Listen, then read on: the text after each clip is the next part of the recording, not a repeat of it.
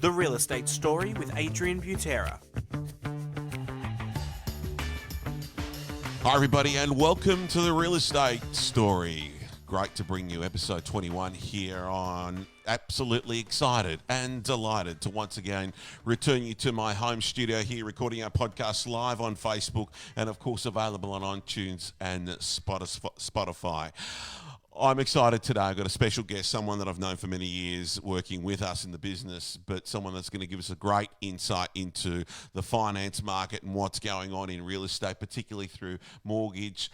Jarryd Garrasi from Loan Market. I look forward to covering off on a few really important topics with Jarryd here today. But before I invite Jarryd to the screen, I just want to quickly touch on where we're at with the current lockdown in Victoria. For those that are listening to the podcast in just about real time, we're still in stage 4 lockdown here in Victoria, and on Father's Day, unfortunately and frustratingly, we got locked down once again, and real estate agents aren't going to be able to operate until the 26th of October, possibly later if we've got to reach some targets by way of people contracting the virus.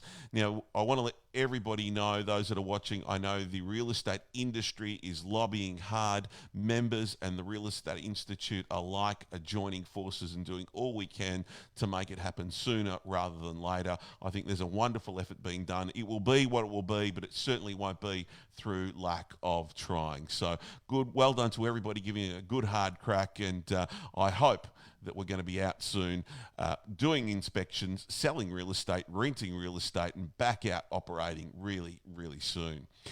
Well, that's my little bit of a rant, if I can call it that. It's a pretty simple rant if I had to describe it there. But now let me invite to the screen Jarryd from Loan Market. Welcome, Jarryd. Hello, thank you. Thanks for having me. Mate, it's great to have you. And I'm really pleased because finance is such an important component, and I'm a little bit embarrassed that I'm talking finance on the 21st episode of the podcast, because might I add, we haven't talked about money at all, and there's just been so many other distractions and what would seem to be important issues. But before we get into the detail of money, let's talk about you. How long have you been at Loan Market? How long have you been doing this gig? Give us an insight. For sure. All good questions. And yeah, to your note, 21 episodes in and still no talk about finance. So that's all right. We'll make up for it in the next 21. But look, I've been in Loan Market for around about 8 years now. I've been writing loans for about 6.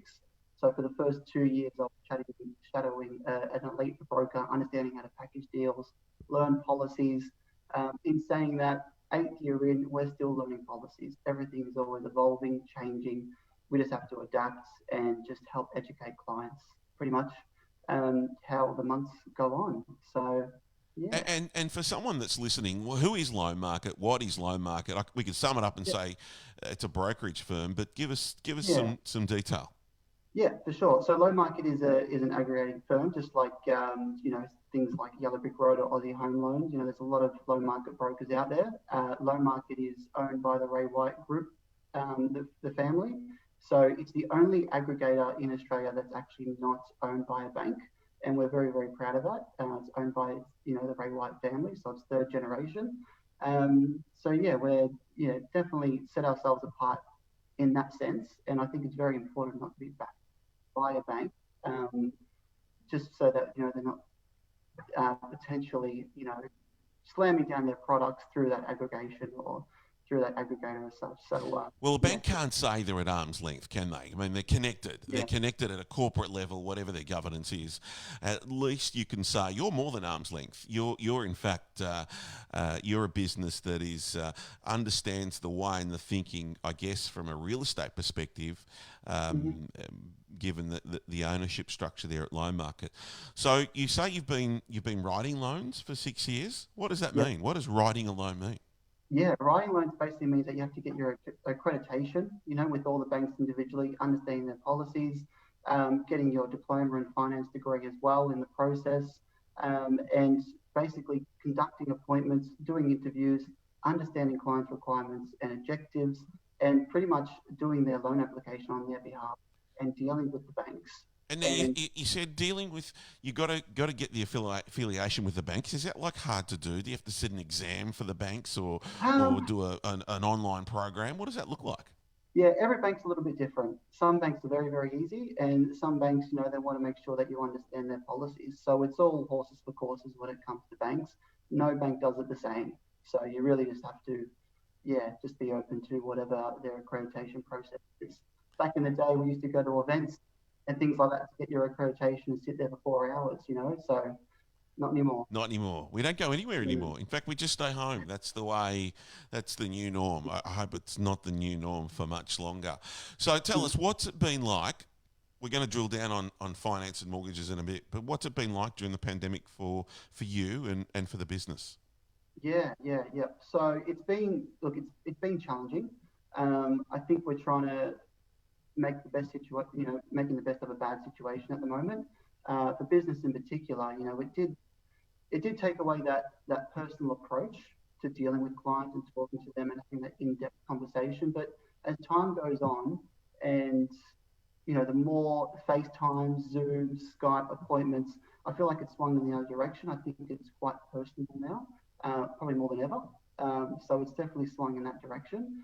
And yeah, I think we're just constantly adapting and constantly trying to be more efficient. I think in this So what does time. it look like for you? You sit with a client on a Zoom, you share Yeah, screen, you sign documents via DocuSign. Is that it? exactly right. Yeah, Really? yeah, it's either Skype, Zoom, FaceTime. If they're existing clients, it could just be a quick phone call.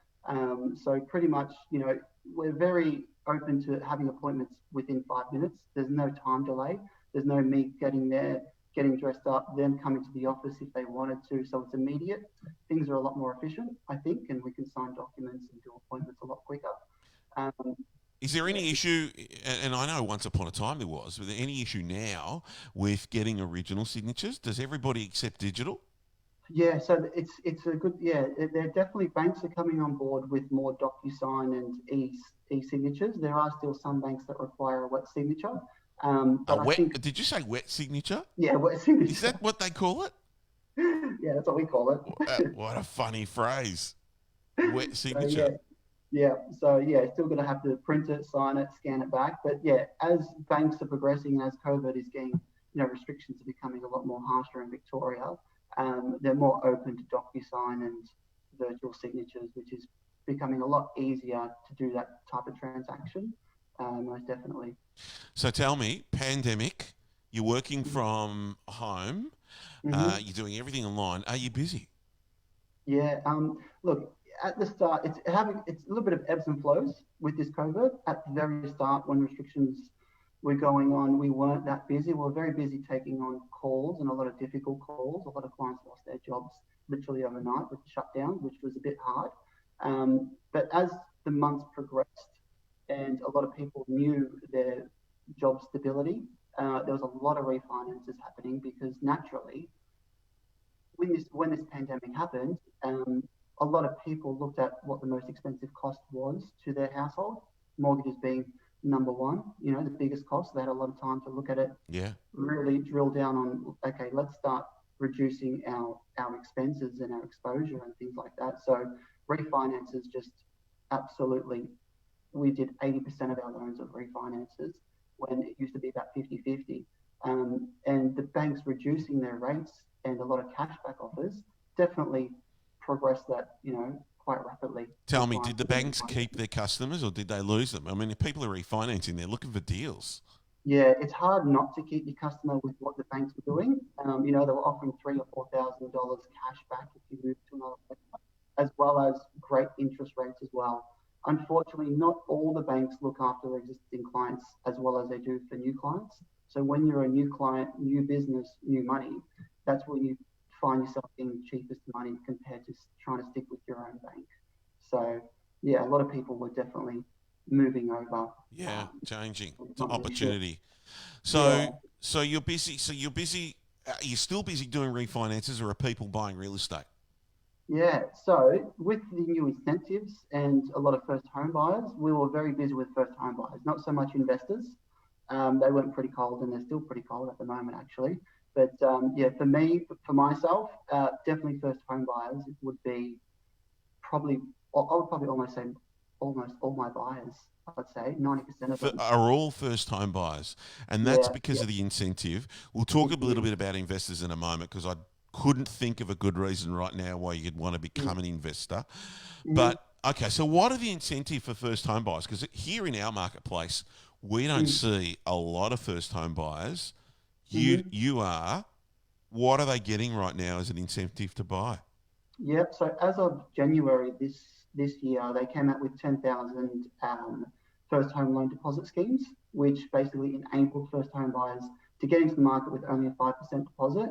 And those spots filled up quite quickly. And you had to be very quick to reserve a spot, number one. And this was just before everything unfolded.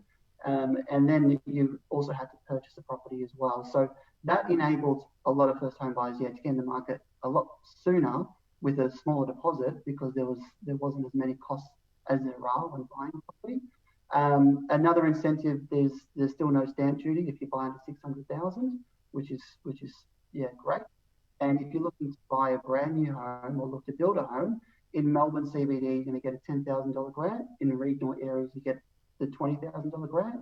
And if you're looking to a renovation, the Home Builders Grant, which is also announced, a renovation over $150,000, you'll also get $25,000 as a grant. So there's a lot of incentives out there, a lot. Okay, so tell me, has it worked for regional Victoria? Have you done loans out in the country? Not so many. I'm more definitely inner west Right. and Okay. CBD. I've maybe done one or two that have gone out there, but yeah, not that many. Yeah. So with all these incentives, people have bought. Now, tell me. I know you're not the builder or the developer, but do you think some of the builders and developers, home builders, take advantage of these incentives and up their prices? Oh, good question. It's a Look, bit. It's yeah, a big question. I get it. yeah, it is. Look, I'm not too sure. Some builders may do that. To be honest, I'm probably probably couldn't be able to answer the Yeah, no, question. that's okay. I'm not I, too I sure. put I put you on the spot. It's a big one because sometimes you feel that you sense it. You think, right, new incentive, first time buyers pop up, and builders are like, you know what, I'm just going to haggle less because I Mm, know they're going to be there. Now, that's a subjective view. I get it, mm, but it's certainly one that I've thought about, and I wasn't sure if it was mm, real or not. So, um, let's talk about investors. I mean, with what's going on in the property management side of the real estate market right now, particularly here in Victoria. mm, Why would you want to be an investor? You've got discounted rents mm, everywhere. We've got real challenges mm, with tenants, landlords that are struggling keeping up their own repayments. Have you seen any of mm. this come across your desk? Yeah, look, I haven't seen any investors buy, maybe one or two, but they were those clients that are buying those type of properties. They're in a lot of essential services, essential jobs, and if anything was to happen, there's a quite clear and easy exit strategy by selling an investment property, where it's not going to impact their owner occupied property. But no, we haven't seen a lot of investors come to the market. We're not doing any. I'm not doing any pre-approvals for investors. I'm speaking to them. They're just not willing to do anything at this point in time. Whether that be they're just going to wait for the economy to unfold maybe a little bit more before they make their move. Not too sure, but yeah, we haven't Jarryd, had many. what about when you talk about first home buyers and those that build new properties? Mm. Are you doing builders contracts, borrowing against, loaning against those, or is it just a brand new builds? What do they look like at the moment? The mix of. Yeah, yeah, it's a combination. I think if clients are lucky enough to find land that's pretty much due to title very soon and they can do a land and construction loan, that would be their first preference for sure. And that way we do one loan, we can get it going straight away. It's one application, it's quite easy for the clients. Whereas if they've secured land and it's due to settle in 6 months' time, it means that we have to do potentially two applications or it settles straight away. They haven't got enough time to do the build, and they do a building uh, loan later on down the track to when they secure and find a builder. But yeah, it's pretty mixed at the moment. It really depends on the security, where they buy, and yeah, whether or not they can find a builder in time for when the land settles. Does essentially. do the incentives happen within a certain time frame? Um, yeah, depending on which incentive you're talking about, Okay. yes. Um, with the 25,000 home builders grant, there is a certain time frame there. I'm pretty sure it's about when they sign the building contract. I think it has to start within 3 months, and it has to be built within a certain time frame as well. But as for the land and construction, there is really no time frame. Okay. Okay. What the State Revenue Office is looking for is that their intention is to start building or be in the property within 12 months. So it's a bit of a grey area. If they go over 12 months because of the COVID, I'm sure the State Revenue Office will understand, and having a property lawyer present and doing on that on your behalf, I'm sure they'll get all the incentives that they're entitled to. So tell me, you buy a property, you sign a contract to sale with a builder or an estate agent, and you're ready to. You come to you. You do it all online at the moment. We get that. What sort of deals should people expect to get? What sort of interest rates? What's on offer at the moment? Give us as much Yeah, detail as you can. yeah, definitely. Well, firstly, they should definitely not sign the contract until their finances, until we get the Right, of pre-approval. course, of So course. that's number one. Yes. Talk to the broker first. Yeah, that's right. So we've got to make sure you get your pre-approval, and it's depending. Every situation is completely different. So if clients have such a large deposit, where they've got 20% deposit, they're looking to move into the property, principal, the interest. Banks are going to give them one of the best rates on offer because they've got the most equity in their loan, and depending on the product that they select, whether it be a fixed rate, a variable rate, that also changes things as well. Or a So combination. You can do a combination still? you can definitely do a combination. You can Yeah. fix 80%, 20%, 50%, however you feel, whatever your goal is for the home loan. But, in terms of the best rate and what's on offer, there's some fixed rates as low as 1.99. Um, 1.99%. Oh my yes, God. yes. I So I think remember a lot of, having a conversation with you once, and I think you said it was a conversation if there's a 3 in front of it. Now we're yeah, talking if there's a 1 in front of it. I know. Wow. Well, there's not many banks doing 1.99. We've got one on our lender, 3 years fixed, 1.99, very attractive. Which bank is Otherwise, that? Are we allowed to name names? yeah, we can name names. That's The Bank First. Bank They're a First. great bank. Yeah. There's also, majority of banks are offering anywhere between 2.09 and 2.29 as a fixed rate. And I think they helped, during the COVID, that people could lock in a lower rate to help manage their repayments and reduce that debt and reduce those repayments, at least for the next 2 or 3 years. But if you're looking for a variable rate, again, it's all dependent on how much deposit you have, how much equity you have in the property. But we're seeing them as low as 2.59 as well. So 2.5 a variable. I think I'm yeah, paying about more than twice that. really, geez, Wow. We better catch. We better talk. We better talk. definitely. But again, this is all if you've got, I'm quoting rates where you've got 40% in equity. If you've got 5% in equity, you're looking at the 2.8s, 2.9s. And if you have to be specific and, if you have to go to only one or two lenders because of their policy, then whatever their rates are, you'll just have to select the best out of those worlds, out of those two banks. All right, let me ask you some questions. Let's see if we can drill down a bit more detail. Out of the big 4 banks, which is the best? Can you say that? Yeah, I can say that. It really depends on the client situation. So there's a best for everybody. It's hard to say, but yeah, it's really if you're looking for a bank that's offering cashback, I'm pretty sure they're all offering cashback, but depending on how much cashback you want, depending on if you want a fixed rate, who's the lowest. So it's really dependent on the financial clients. Sounds like a very diplomatic answer to me, Jarryd. You're holding back, and I'm not going to even ask you which bank not to go to. Mm, What have you seen in the last couple of years that has mm, really surprised you? Interest rates is surprising all of us, which is great, mhm, and mhm, keeping in mind we are in a recession here mhm. officially.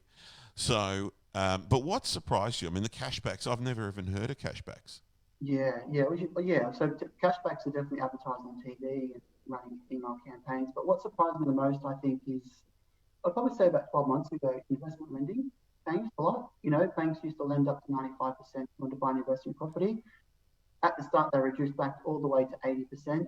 They've slowly come back in now and saying 90%. A lot of interest-only lending was canned for a long, not canned, but restricted for a long time.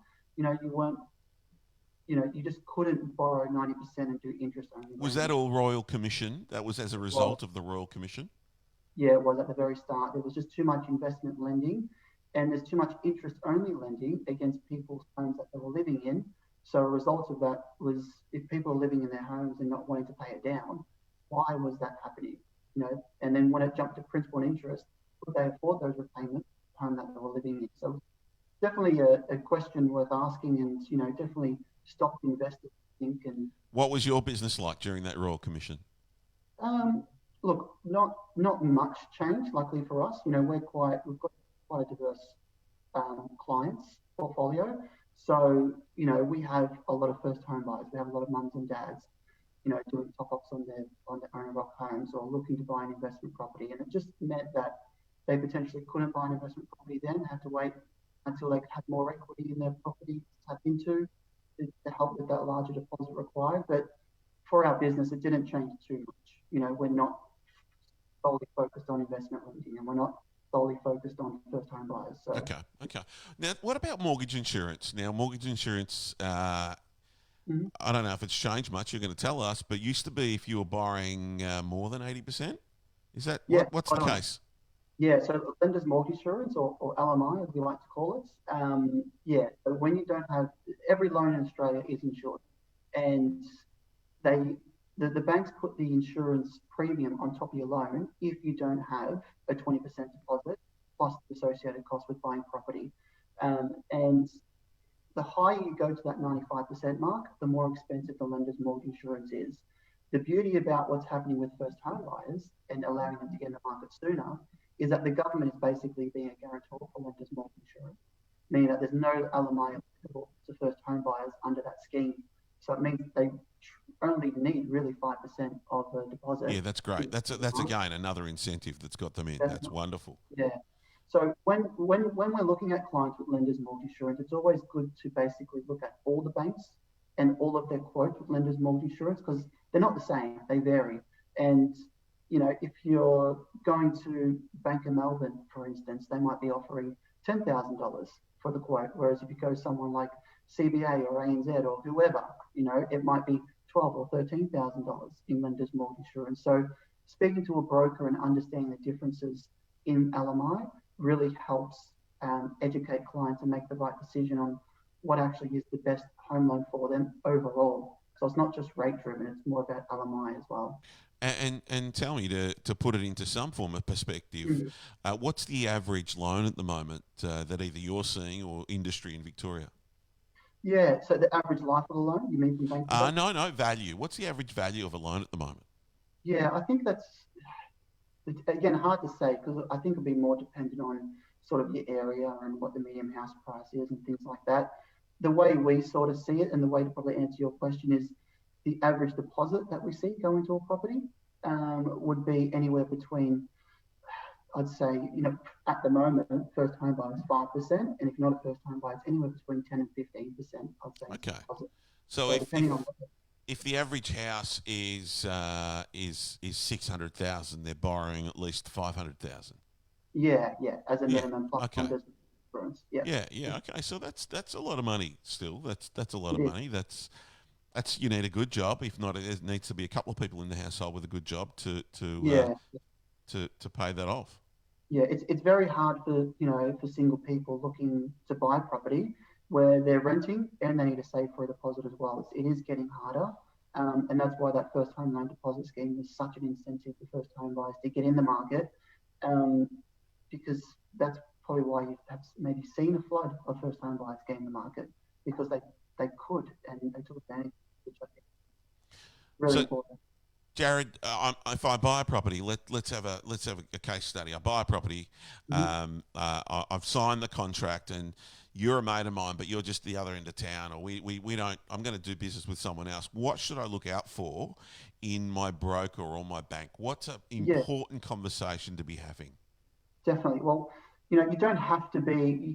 You can seek a broker from anywhere. You don't have to be in the same town. But I think the most important thing when speaking to someone looking after your finances is that you trust them, and you have a good rapport with them, and most importantly, they need to educate you about what's important in a loan as well, and what you expect to come out of a loan as well, and what your goals are.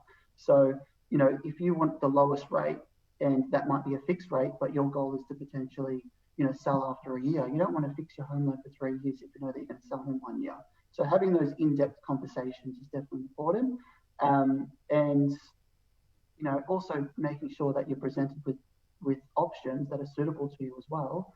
And hopefully the cheapest as well in the market. Does that answer the question then? Should I come to a broker or should I go direct to my bank? I mean, yeah. I mean, that's just a straightforward one. Would you rather have 35 different options or just one option? It just goes without saying. You definitely want to exhaust all of the options that's available to you and make the educated decision on what's going to save you the most amount of money. And going to your bank, look, very rarely that is the best decision and the best outcome for you. But there are a lot of second tier lenders. There's also a lot of, other major banks that are also, offering such a great rate and a great product that's suitable to their situation, which they need to explore. Yeah, yeah. So, okay, so going with that hypothetical, so I've found my broker. I like them. I trust them. They're gonna give me 35 options, and we're gonna be good. What's going to be the greatest challenge for you as my broker in dealing with me? Imagine I've got the deposit. What are some of the important points, or what do you get stuck on and people aren't able to get finance? Yeah, yeah, yeah. So I think in this environment, not having, I guess, conversations before you're looking to purchase. So especially with people accessing their super because they just could, we're seeing a lot of pushback from lenders where they're aware of people accessing their super because that was just a really, short-term type of thing, and we're seeing a lot of clients actually access their super, trying to help them purchase a property. When you're accessing your super, that's a potential form of hardship. So it's actually going to work not in their favour. Work against you? It is, Wow. yes. Okay. So, those are the type of challenges that we come across because they haven't spoken to someone in the industry to educate them on how to prepare to get yourself ready for a mortgage. Obviously, if they had to access super and they need that money, then it is what it is. But if they access it for the wrong reason, it's going to backfire in their circumstance. But another challenge for us as well is definitely clients on JobKeeper. There's a lot of clients on JobKeeper where they're earning, less money than what they were earning previously. So again, trying to get their borrowing capacity to where it needs to be, knowing that they're going to earn that income once this pandemic is over or once the restrictions are lifted. Finding which lenders are going to be more kind and more kind to people on JobKeeper as well. So if people, let's be clear on that because I've heard a bit of this already. If all I'm earning is the JobKeeper payment, that's a problem. But if the business qualified for JobKeeper, but you're still doing your job and getting paid your typical wage, no impact, no problem? Yeah, so to go on your question, if you're earning JobKeeper, it's not necessarily a problem. Every bank has different policies around this. Right. So if you're in the hospitality business, then banks are taking a quite conservative approach because we don't know when the cafes are going to be open and back up again.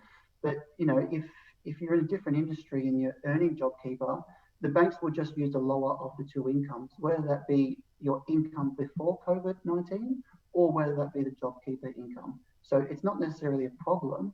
It's only a problem if that income doesn't allow you to borrow what you need to borrow. Yeah, okay, great. Jarryd, it's been a great insight. I feel like we only touched the surface, and I've got to ask you more questions than I ever have before. I've learnt more about mortgage and finance than ever before, so I truly appreciate it. Next time, hopefully we can be on there soon again to part 2 of the finance. Absolutely, there we go. There we go. We're not going to wait another 20 episodes. How's that? Sounds good. Fantastic. Well, thank you very much for catching up. I'm going to say to everybody, and this is where I am going to wrap it up, that is, ladies and gentlemen, the Real Estate Story, episode 21. Thanks all for listening. We will see you all next week.